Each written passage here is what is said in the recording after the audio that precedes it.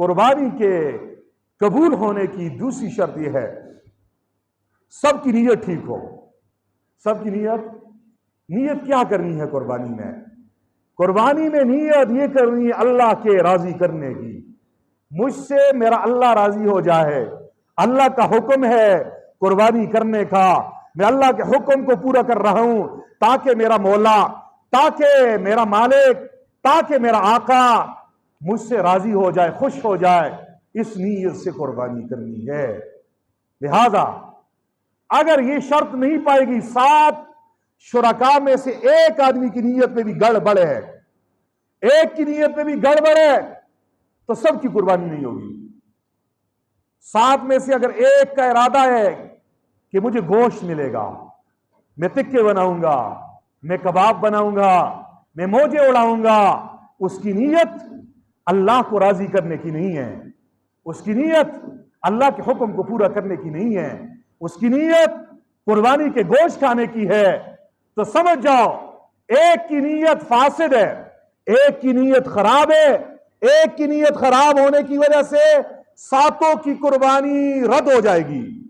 مثال وہی کنویں والی ہے کہ ایک شریک نے کنویں میں پیشاب کر دیا تو سب شرکاء کے حصے کا پانی بھی گندا ہو گیا۔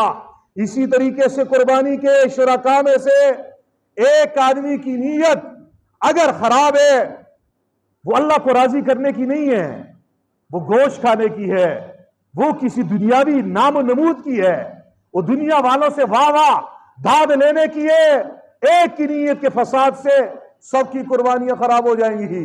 ہم لوگ قربانی کا جانور لیتے ہیں، اس وقت بھی نہیں پوچھتے، جب شرکاء اپنے ساتھ ہم ایک ٹیم بناتے ہیں 6-7 آدمیوں کی، ہم یہ نہیں دیکھتے میرے ساتھ جتنے بھی شرکاء ہیں ان کا عقیدہ کیسا ہے، عقیدے میں گڑبڑ تو نہیں ہے، اور میرے ساتھ جو شرکاء ہیں ان کی نیت کیا ہے۔ اگر کہیں گڑبڑ ہے تو پہلے سے سمجھا دیا جائے، جس کی نیت خراب ہے اسے کہہ دیا جائے گوشت آپ کو مفت میں ملے گا، گوشت ملے گا۔ اللہ کو گوشت نہیں چاہیے، اللہ کو نہ گوشت پہنچتا ہے نہ خون پہنچتا ہے، اللہ کو تمہارے دل کا جذبہ پہنچتا ہے، اللہ کو وہ تقوی پہنچتا ہے، اللہ کو محبت پر خوف پہنچتا ہے۔ میرا یہ بندہ اپنے خون پسینے کی کمائی پہ اس نے جانور خریدا، میرے حکم پر، میرے خوف سے، کیسا خوف؟ محبت پر خوف سے، یہ آج اپنے جانور پہ چھری پھیر رہا ہے۔ کس لیے پھیر رہا ہے؟ مجھ سے میرا رب راضی ہو جائے۔ اسے تقوی کہتے ہیں۔ اللہ یہ چیز دیکھتے ہیں، اللہ یہ چیز دیکھتے ہیں۔ اس لیے دوسری شرط قربانی کی قبول ہونے کی یہ ہے کہ سب شرکاء کی نیت ٹھیک ہو۔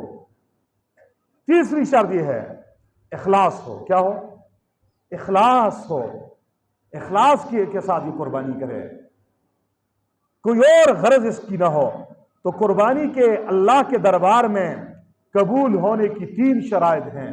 پہلی شرط یہ ہے قربانی کے تمام شرکاء مومن ہوں، سب کا عقیدہ قرآن و سنت کے مطابق ہو، کسی کا عقیدہ شرکیہ نہ ہو، بدعت والا نہ ہو۔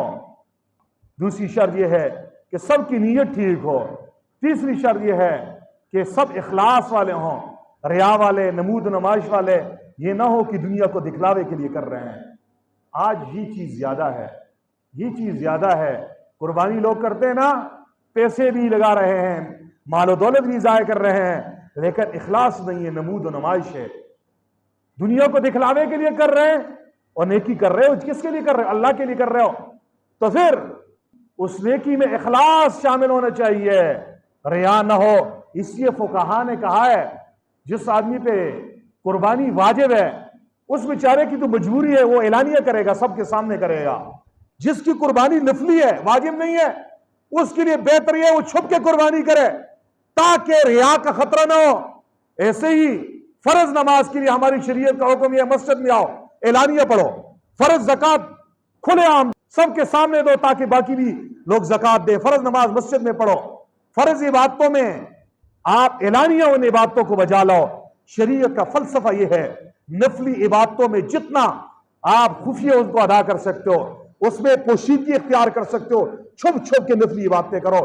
اس لیے تو نبی کریم صلی اللہ علیہ وسلم کی سیرت مجھے اور آپ کو یہ بتا رہی ہے، حضور فرض نماز مسجد میں پڑھا کرتے تھے، تہجد کی نماز، نفلی نمازیں حضور اپنے حجرے میں پڑھا کرتے تھے، تاکہ زیادہ سے زیادہ اس میں اخلاص شامل ہو جائے۔